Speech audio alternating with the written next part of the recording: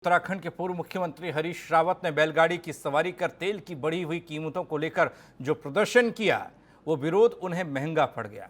Corona में नियमों की नाफरमानी के तहत हरदा और उनके कई समर्थकों पर मामला दर्ज हुआ, लेकिन हरदा ने इस विरोध को दबाने की कोशिश इसे करार दिया और सरफरोशी की तमन्ना जाहिर कर दी है।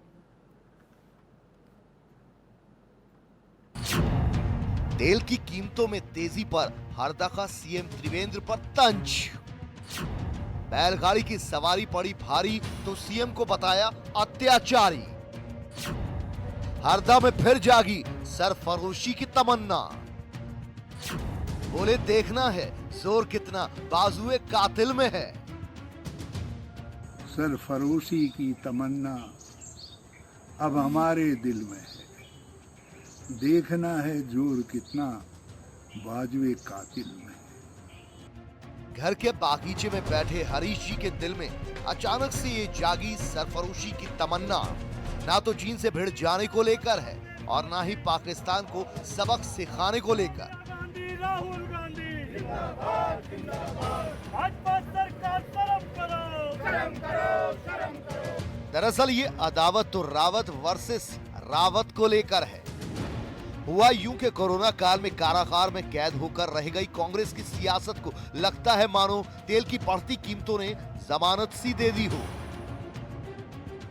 तेल की कीमतों में लगातार और बेशुमार हुए इजाफे को लेकर कांग्रेस देश भर में मोर्चा खोलने की तैयारी में है और उसी तैयारी में हरदा ने बाजी मारी और कर डाली समर्थकों के साथ बैलगाड़ी की सवारी।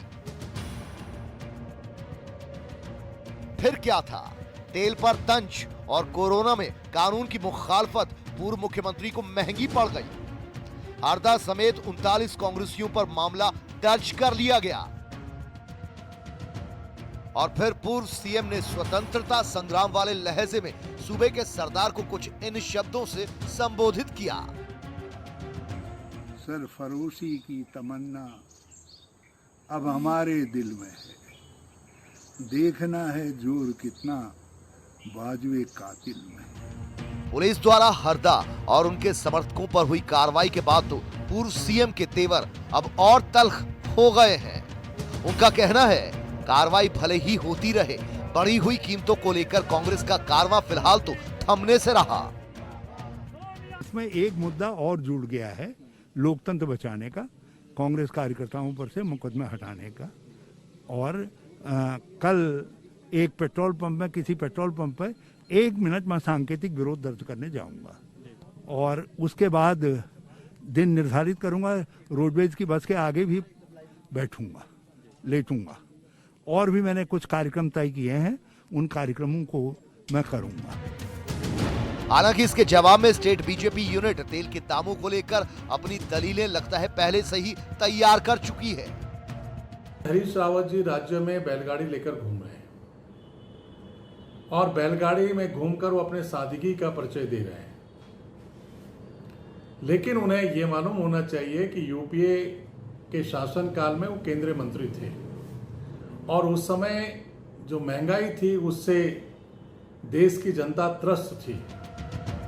इसमें कोई दो राय नहीं कि तेल की दिनों दिन बढ़ती कीमतों को लेकर विपक्ष को सरकार पर सवाल उठाने ही चाहिए, लेकिन सूबे में कांग्रेस जिस कदर खेमों में बटी पड़ी है उसमें हरदा की सरफरोशी की ये तमन्ना कोई रंग दिखा पाए, कहना जरा मुश्किल ही है। Bureau report, R9 TV, Uttar Pradesh, Uttarakhand.